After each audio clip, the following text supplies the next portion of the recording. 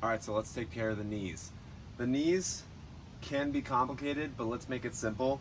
The knees are driven by the hip and the ankle. If the hip has dysfunction, if the ankle has dysfunction, it's gonna place stress into the knee.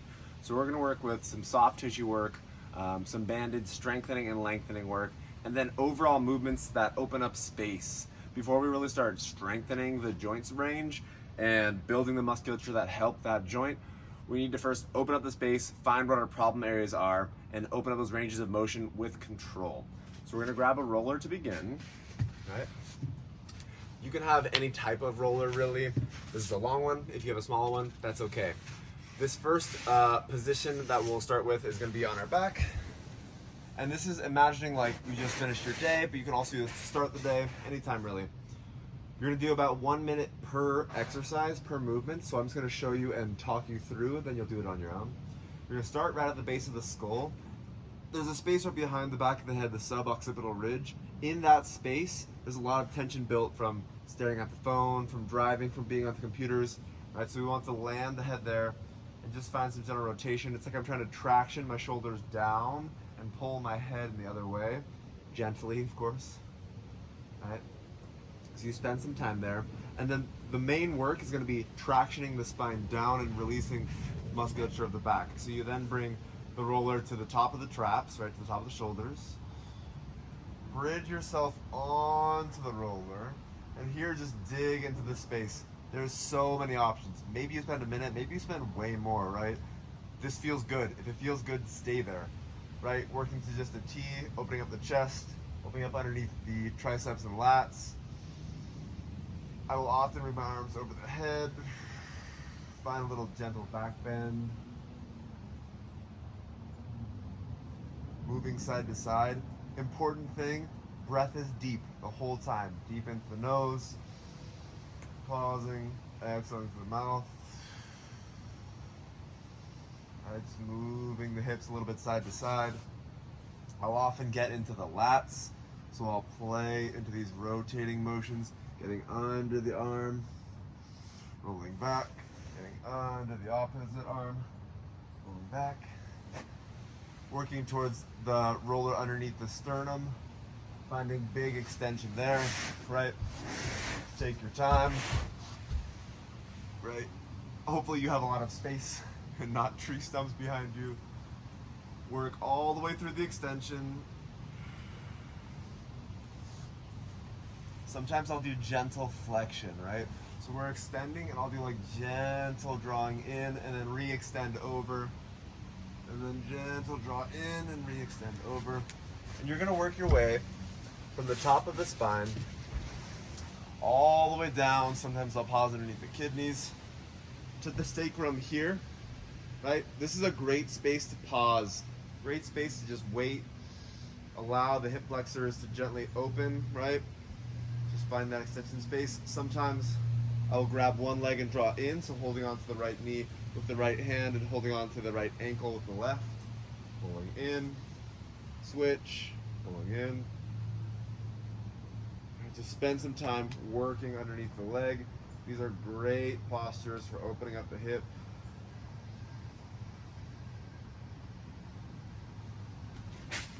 Okay. So go over the spine as many times as feel right. I usually like to go tracing it all the way down. I might go up a couple times, just like gentle movements up, but it's usually top down, pulling the tension out of the spine rather than going back up the vertebra. They don't really like pressing into them that way, so you want to pull down. Next, we move on to the legs. Okay, next we're gonna work into the legs. It doesn't need to be complicated. You're gonna start at the hip flexor. You're gonna work down the hip flexor into the rectus femoris, the main quad grouping, and then strip towards the knee. From there, you're gonna pull down the outside edge of the leg. I usually spend about a minute going down the middle, over to the side, but you'll get intuitive with it, right? If there's still lots of tension, stay there for a little bit longer, right? You don't need to go right into the next thing. Then we'll work the inner thigh as well as glute and hamstring. So I'll show you just one side and then you can do the other on your own. Okay. You can also use a ball, tennis ball or otherwise. Right, so I'll bring my leg out. If this is too much to find a big lunge like this, You can always just bring the knee down. I put a pillow under it, something like that. You're gonna find the space on the hip flexor and just lower yourself down. There can be a lot of tension here, especially if your body's been sitting a lot. Okay, so just working into the hip, working into the quad. Like this is honestly always really tight for me because of training and running. Okay, you're gonna bend the knee, moving into that space, moving a little side to side. I bend and extend, I'll rotate a little. So think about a minute, breathing. Then you're gonna work to the lateral edge. This is the spot. Oof, the vastus lateralis tends to hold a lot of tension. This is the yang line. So this is like the masculine driving force energy. We want to soften this up. Working the outer edge. Right, go slow, don't force anything. Spend time in places that are a lot. Breathe deeper. Come back to the hip. The TFL, tensor fasciae lata, right here on like the waistline on the edge of the hip. Always tight, good place to hit. Right, from here I'm gonna get onto the glute. Spending a little bit of time there. The glutes are their own thing, honestly. The glute and the piriformis. I personally will often spend a good amount of time with the ball getting into the edges of the hip. Then you'll work to the hamstring. Okay. Pulling into the hamstring for a while. Got to get the calves, the space where there's always something, right? And while you're doing this, like intuitively stretch. Yes, we're working the soft tissue stuff, but you know, pulling into it, stretching around. You want to get your body good at being on the floor. This is really just like fundamental groundwork, and humans pre-chair civilization would have been rolling around on the ground all the time, and our bodies are meant to be able to do that, but they've sort of lost the ability because we're not doing it often enough. So these foam rollers are like tools on the way. It's like a regression therapy tool on the way of getting you back to having that capability. Okay. Work the inner thigh, getting into the groin, arms down, maybe finding deep stretches here, right? And then often I'll find spaces that I've already kind of worked through and they're still tight. So I'll go back to it, get another round of the quad, right? Find different ways of getting onto the glute. It's a space to be creative. Use your breath. Don't rush it. Be easy about it. And also be gentle with yourself because it might be really intense the first several times. Stay consistent, stay after it. Go to the next leg, and then we'll go on from there. You got this. Okay, the next thing we're gonna do is just mobilizing the hips. Sort of opening things up. There'll be like a little bit of strength, sort of, but it's mostly just like composition. Okay.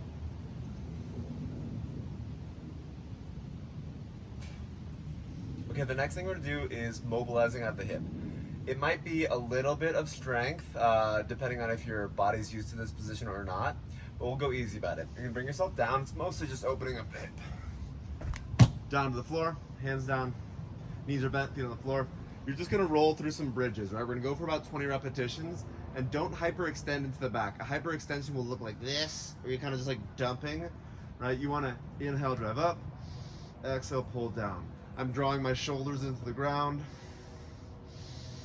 I'm engaging my breath deeply. I'm thinking about breathing all the way down to the pelvis. Even like, I think about sending my breath down through the back of my knees, through my feet. Breath in, breath out. You're just turning on the back body. Keep breathing. If you go slower, that's totally fine.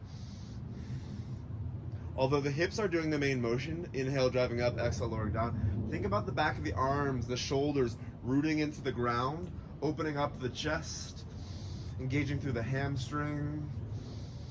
Lengthen the breath more. Keep working. Good. Let's do about 5 more.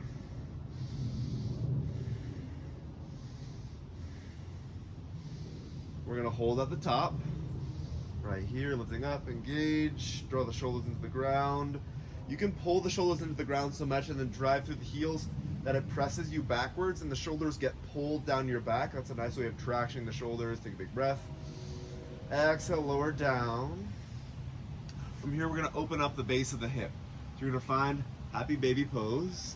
The heels are stacking over the knees, or ankles over the knees. You can move a little side to side. Flex the toes in towards you. Breathe about it. Keep breathing about it. Right? Forget about how it looks. If the feet are too hard to grab, you can grab onto the shins. If the shins feel inaccessible, grab behind the hamstrings. They each affect the body differently. So don't judge yourself on where you can or cannot hold. There's no reason.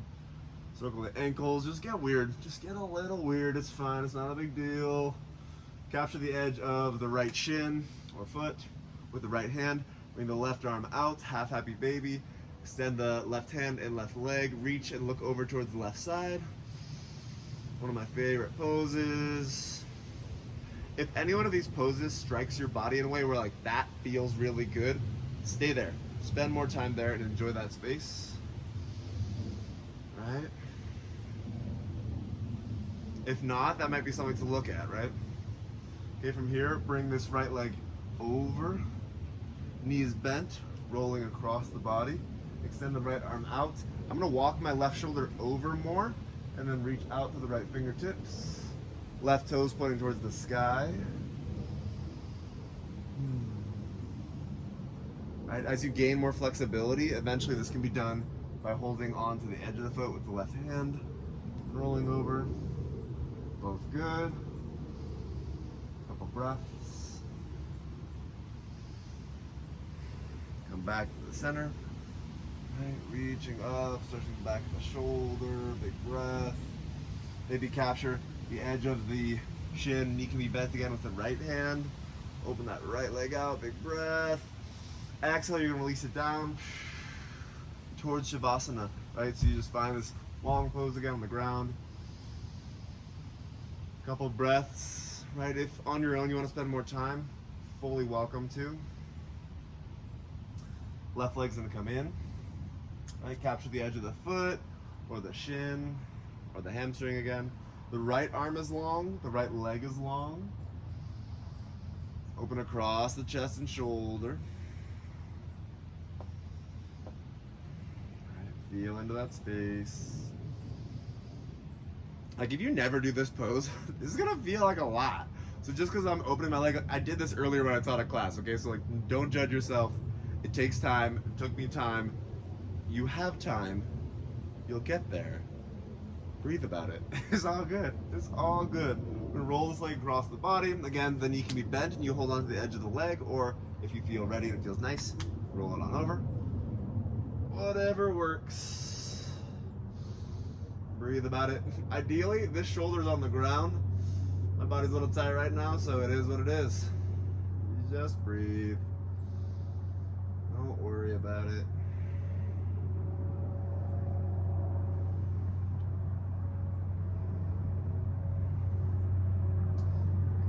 Back. You'll open the leg out, maybe just the original position, or maybe you extend all the way out. You breathe more, you breathe a little bit more. Big breath in. And then you exhale, release it out. There's an airplane. From here, you're gonna breathe, wait, and then we'll move to the next section where we'll start doing some banded strength and mobility work. Okay, so this is one of my favorite knee strengthening therapeutic exercises. This is a banded knee distraction or terminal knee extension, right? You can have it one at a time. You just allow the knee to pass the toe and you drive it back. So you're engaging the vastus medialis obliquus, this middle quadricep or the inner quadricep, or you can just kind of pedal, right? We're just gonna go for a minute of pedaling. You wanna feel the quadricep engage. And more than anything, you're sending blood and nutrients through the knee space, right? Real simple. It's easy. Don't force it. Just keep working. Keep pedaling. Stay with your breath. The simplest is going to be one at a time. Then from there, you can do both, like this. Or a step farther is knees over and both. You should feel the legs starting to pump and engage.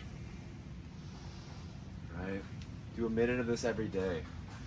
Really will send nutrients through the knee, really open things up. Right, maybe you pause, come back in. Right, keep working with it. You can always have a heavier banded gauge band. Keep going. Good. And we'll move on from here.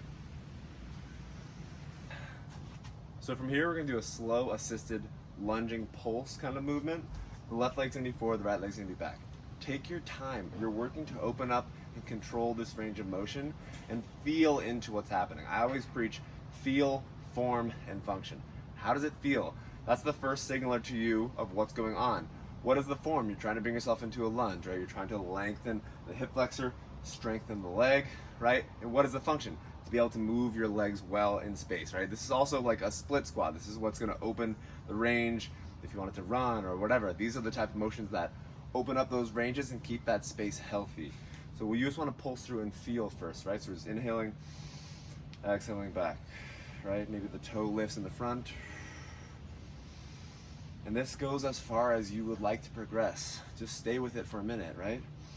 Just pulsing forward and back, forward and back. There's no stress, there's no rush. You can pause at any point of the movement. It's about consistency more than perfection. We're really not trying to destroy ourselves by trying to get all the way into full depth. Full depth is nice. It takes a while to get there, and it takes a while to have it feel stable and controlled. We do eventually, potentially, want to get us there, right? It's gonna allow greater athletic potential, but it really depends on your goals. For me, like, I love sprinting and trail running. Trail running is really important for me.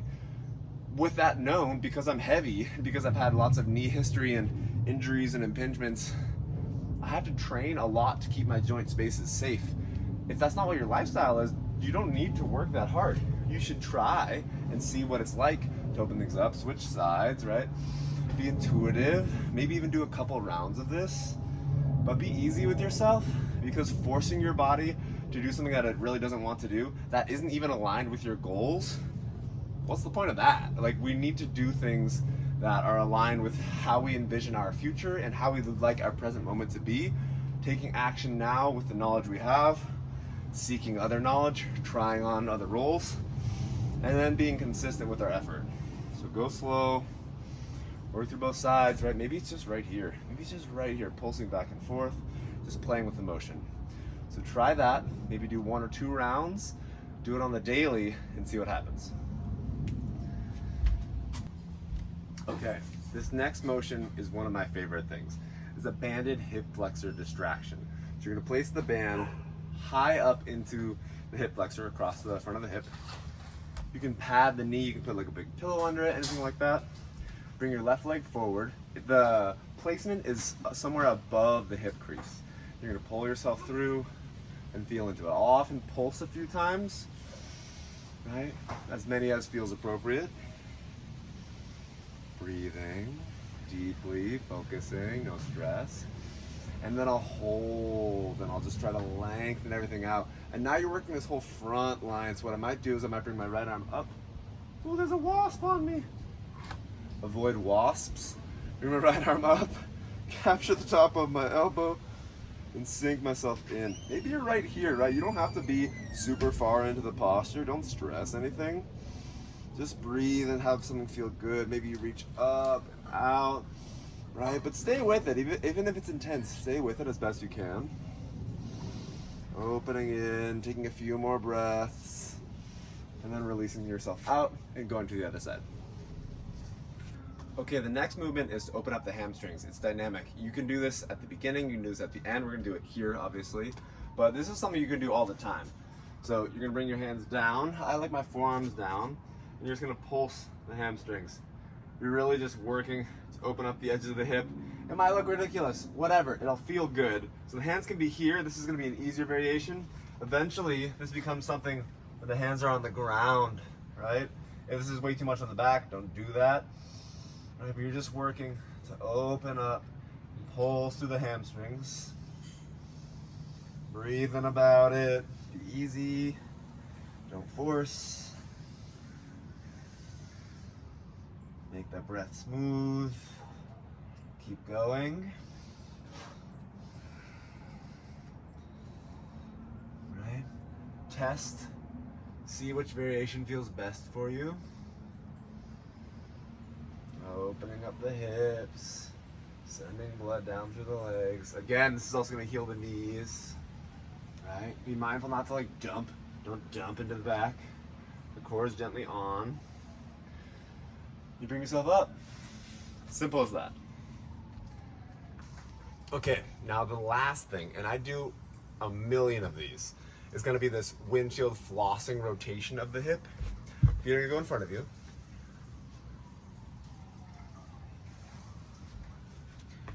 Okay, so the last thing is going to be this windshield flossing of the hip. I do a ton of these every day. Hands go behind you, feet come in front. Traditional is 90 and 90, where you find these 90 and 90 degrees in the legs, but it's not perfect. It's not a perfect science, right? When you squat, your position is going to be different than someone else's. So try 90 and 90, and then feel what it's like to be a little bit wider, right?